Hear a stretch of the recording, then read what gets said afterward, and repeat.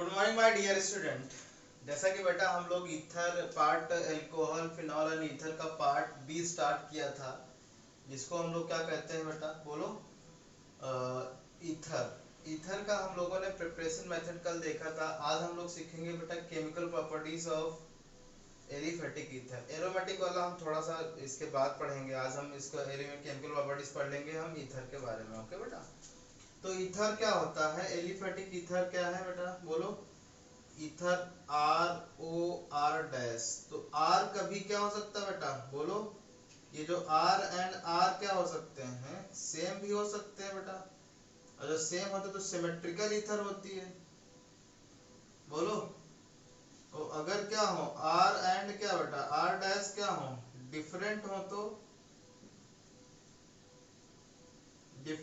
ये क्या हो जाएगा? अनसिमेट्रिकल होगी। अब हम केमिकल प्रॉपर्टीज पढ़ने जा रहे हैं कि भाई केमिकल प्रॉपर्टीज क्या होती हैं एलिफेटिक ईथर की। तो जैसे कि हम लोगों ने अल्कोहल में देखा था कि भाई अल्कोहल का बॉन्ड कहाँ से किस किस तरीके से ब्रेक हो सकता है। तो अल्कोहल में आपने देखा था बेटा कि ROH यहाँ से हो सकता था और कहाँ से, यहाँ से भी हो सकता था, क्योंकि इलेक्ट्रोनेगेटिविटी का डिफरेंस ऐसे ही आ रहा था। जहां पे En का डिफरेंस आएगा वहां से बॉन्ड ब्रेक होता है। En का डिफरेंस इसके बीच आ रहा था, ठीक है ना। तो En का डिफरेंस कहाँ से आ रहा था? एक तो इसके बीच हाइड्रोजन और ऑक्सीजन के बीच आ रहा था, दूसरा हाइड्रोजन और कार्बन के बीच आ रहा था। तो वहां से बॉन्ड ब्रेक हो रहा था। तो सिमिलरली यहाँ भी क्या होगा बेटा, यहाँ यहाँ देखो, बट यहाँ दोनों तरफ कार्बन है बेटा, है कि नहीं। अब डिपेंड करेगा कि भाई पोलैरिटी किस डायरेक्शन में ज्यादा इंड्यूस हो रही है, पोलैरिटी किस तरफ ज्यादा है। इसीलिए क्या होते हैं उतना मोस्ट रिएक्टिव नहीं होते हैं एज कंपेयर टू अल्कोहल्स, ठीक है ना। ये क्या होते हैं? लीस्ट रिएक्टिव होता है, लीस्ट रिएक्टिव होते हैं ये। But at a drastic condition, drastic मतलब high temperature and high pressure पे क्या होगा, ये रिएक्टिव हो जाएंगे। बात समझ रहे हो? तो इनको क्या करना पड़ेगा, रिएक्टिव होते हैं कहाँ पे? एट हाई टेम्परेचर, ठीक है ना। ये कैसे हो जाएंगे? ये रिएक्टिव हो जाते हैं, ये रिएक्टिव हो जाते हैं, क्योंकि उतना पोलैरिटी यहाँ पे इंड्यूस नहीं होती है जितना कि अल्कोहल में हो रही थी। ओके बेटा, उतना उतना पोलैरिटी इंड्यूस नहीं हो रही थी जितना अल्कोहल में हो रही थी, क्योंकि यहाँ पे देखो ऑक्सीजन तो इलेक्ट्रॉन खींचेगा ही खींचेगा, तो उस हिसाब से नहीं खींच पाएगा जिस तरह हाइड्रोजन में खींच रहा था, क्योंकि उतना डिफरेंस नहीं आ रहा है यहाँ पे। तो यहाँ पे हम लोग सीखने जा रहे हैं बेटा पहला cleavage of carbon on oxygen bond, ठीक है ना। मतलब ये यहाँ से क्लीवेज होना, ठीक है, ये वाला।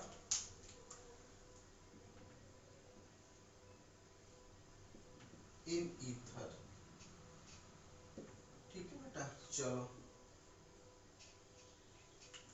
अब कोई ईथर ले सकते हो आप। जैसे हमने क्या लिया बेटा, ईथर लिया। जैसे मान लो कि हमने लिया चलो कोई नहीं, जनरल एग्जांपल देके मैं बता रहा हूँ बेटा। देखो ROR डैश, ठीक है। ये सेम भी हो सकते हैं, डिफरेंट भी हो सकते हैं।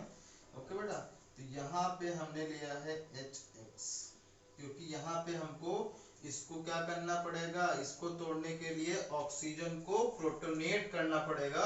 प्रोटोनेट जहाँ पे हाइड्रोजन का क्या हो, जहाँ पे हाइड्रोजन की अवेलेबिलिटी इजीली हो।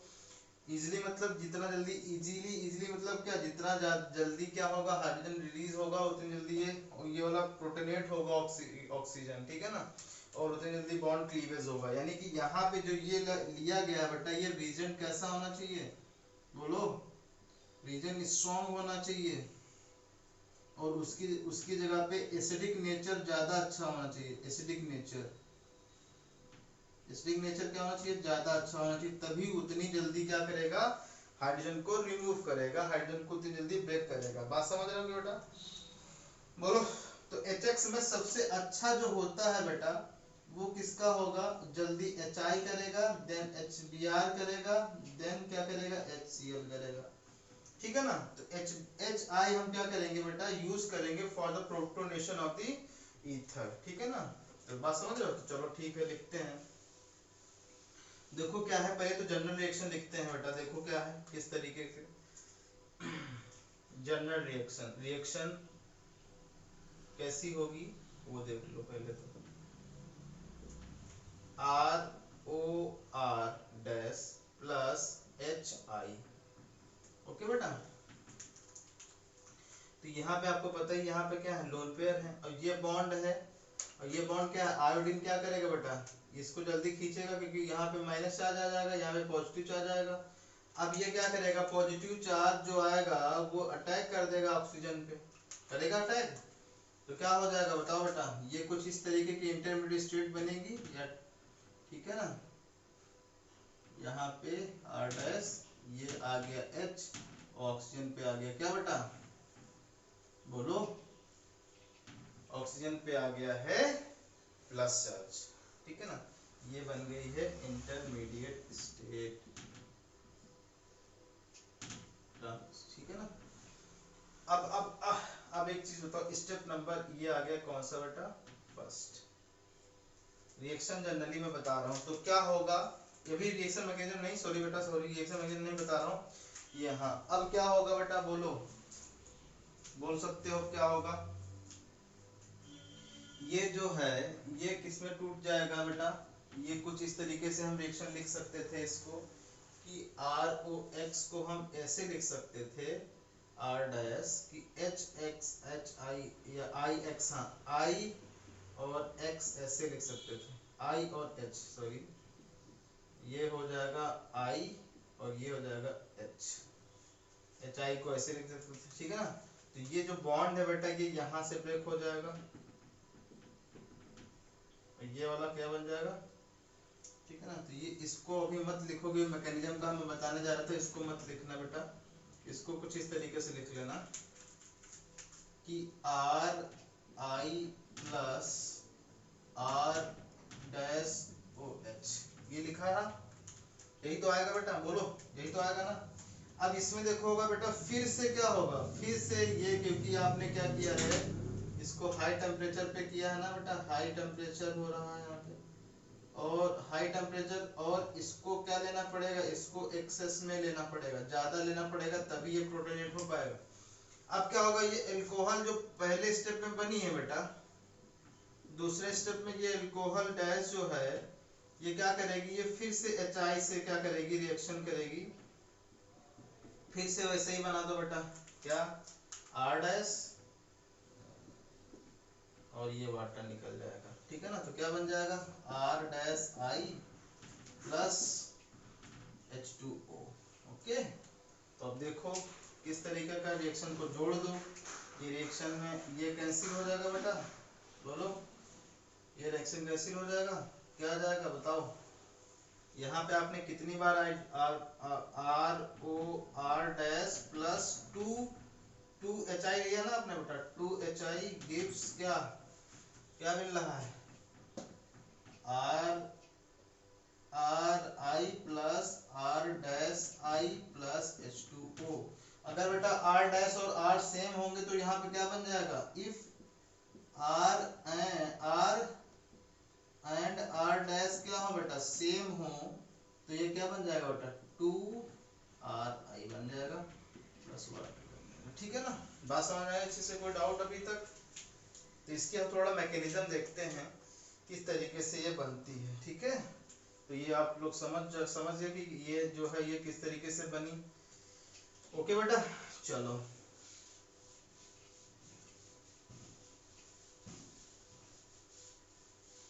देखो एग्जांपल से हम लोग समझते हैं पहले तो मैकेनिज्म से।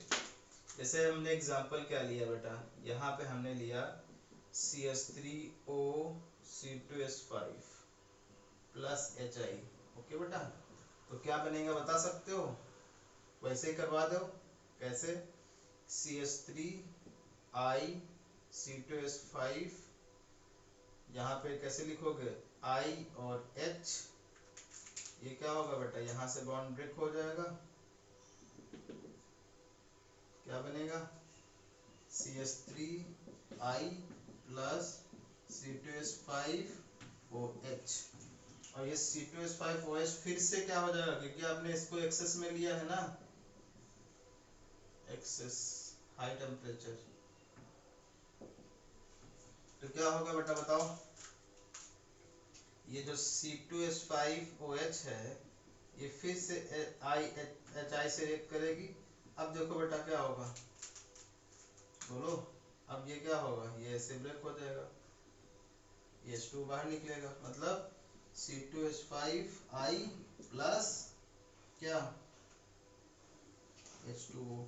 अब बैलेंस कर लो रिएक्शन को, कैसे होगी बेटा, ये तो कैंसिल हो गई, ये इथर कैंसिल, ये कैंसिल, क्या बचा बताओ, CH3O C2H5 प्लस 2HI, क्योंकि एक HI यहाँ जुड़ा है, जाए यहाँ पे 2HI गिव्स क्या बताइए, CH3I plus C2H5I plus H2O, ये रिएक्शन आ गई। तो अगर सिमेट्रिकल होता तो यहाँ पे क्या आ जाता बेटा, टू, यहाँ पे अगर CH3 यानी सिमेट्रिकल ईथर होता तो ये दोनों मॉलिक्यूल जुड़ जाते, टू बन जाता, लेकिन असिमेट्रिकल ईथर है तो इसीलिए अलग अलग कंपाउंड बने।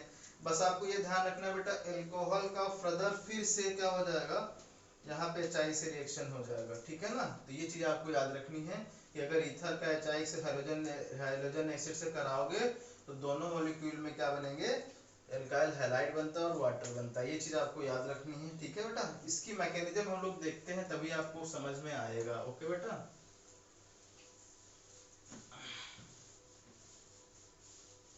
देखो मैकेनिज्म देख लेते पहले,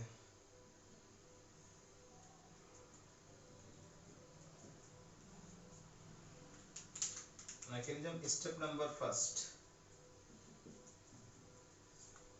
स्टेप नंबर फर्स्ट में क्या था बेटा, CH3O C2H5 plus HI।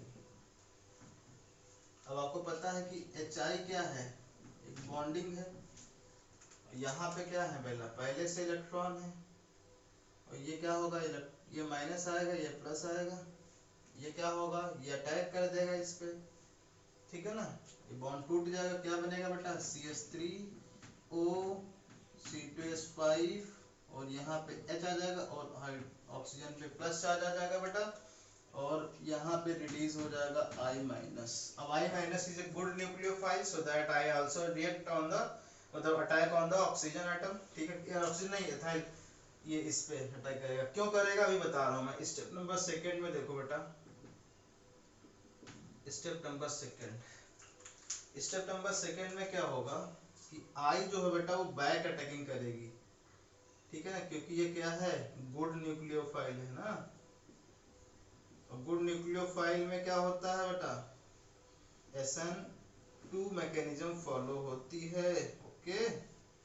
SN2 क्या करता है, बैक अटैकिंग करता है, और SN2 के लिए यहाँ पे जो एल्काइल हैलाइड होना चाहिए, मतलब एल्केन जो होनी चाहिए या कोई स्टेरिक हिंड्रेंस कम होना चाहिए उस पे, ठीक है ना। तो ये क्या करेगी, ये क्योंकि पोलैरिटी इंड्यूस होगी, यहाँ पे डेल्टा क्या आ जाएगा बेटा, पॉजिटिव आ जाएगा, यहाँ डेल्टा पॉजिटिव आ जाएगा, दोनों से पोलैरिटी आएगी क्योंकि दोनों तरफ इलेक्ट्रॉन खींच रहा। अब तुम्हारे दिमाग में बेटा ये भी आना चाहिए भाई, ऑक्सीजन और हाइड्रोजन से भी तो इलेक्ट्रॉन तोड़ना चाहिए, इसको बॉन्ड को तोड़ना चाहिए कि नहीं तोड़ना चाहिए, लेकिन अगर तोड़ दोगे यहाँ से बेटा तो फिर बैक चली जाएगी रिएक्शन, फायदा क्या मिलेगा आपको। तो क्या होगा बेटा, ये अटैक कर देगा किस पे, इस वाले पे, एक ट्रांजिशन स्टेट आएगी बेटा कुछ इस तरीके की, आई से बॉन्डिंग जुड़ रही है किससे, CH3 से O, ये C2H5 और H यहाँ पे पॉजिटिव। अब क्या होगा बेटा बोलो, अब ये क्या कर लेगा, ये वाला बॉन्ड ये टूट जाएगा ऐसे, ओके। जब ऐसे टूट जाएगा तो क्या बनेगा बेटा बताओ, ये फिर से बन जाएगा क्या, ICH3 बनेगा बेटा, और प्लस C2H5OH बनेगा। बात समझ आ गई अच्छे से। तो ये देखो मेथाइल हाइड्राइड बन गया, मेथाइल हाइड्राइड बन गया। अब ये फिर से अल्कोहल है, ये फिर से वही स्टेप नंबर 3 में क्या होगा, फिर से चीजें होगी, ठीक है ना। बात समझ रहे हो, फिर से क्या होगा, स्टेप नंबर 3 में क्या होगा बेटा, स्टेप नंबर 3 में कुछ इस तरीके की चीजें होंगी कि भाई जो ये C2H5 बना है, C2H5OH जो बना है, फिर से क्या होगा, इस पे आयोडाइड का अटैक होगा, हाइड्रोजन आयोडाइड का, ठीक है। ये फिर से प्रोटोनेट हो जाएगी, क्या बनेगा, C2H5OH यहाँ प्लस। अब आपको इजीली दिख रहा है क्या बेटा, इजीली आपको क्या दिख रहा है कि यहाँ से क्या जाएगा, यहाँ से वाटर निकल जाएगा, नहीं। तो ऐसे स्टेप नंबर 4 में क्या होगा बेटा, बता दो। स्टेप नंबर 4 में ये बैक अटैकिंग कर देगा इस पे, C2H5O,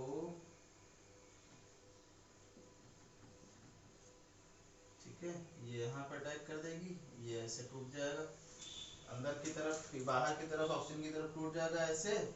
यहाँ पे क्या बन जाएगा बेटा, C2H5I प्लस वाटर। तो प्रोडक्ट कौन कौन से बन गए बेटा, एक तो ये प्रोडक्ट बना है, प्रोडक्ट नंबर 1, और एक कौन सा बना है, ये C2H5I, ये प्रोडक्ट नंबर 2, और ये वाटर रिलीज होगा, ठीक है बेटा। तो इस तरीके से आप लोग देख रहे हो कि इस तरीके से रिएक्शन हो रही है, ओके बेटा, सारी चीजें क्लियर दिख रही हैं आप लोगों को। तो इस तरीके से क्या देखा आप लोगों ने कि भाई SN2 मैकेनिज्म फॉलो हो रही है, जब क्या हो, ईथर कैसी हो, या तो दिस मैकेनिज्म ओनली फॉर, यहाँ पे लिख लेना बेटा, दिस मैकेनिज्म ओनली फॉर, यहाँ पे स्टार बना के चाहे तो लिख लो, दिस मैकेनिज्म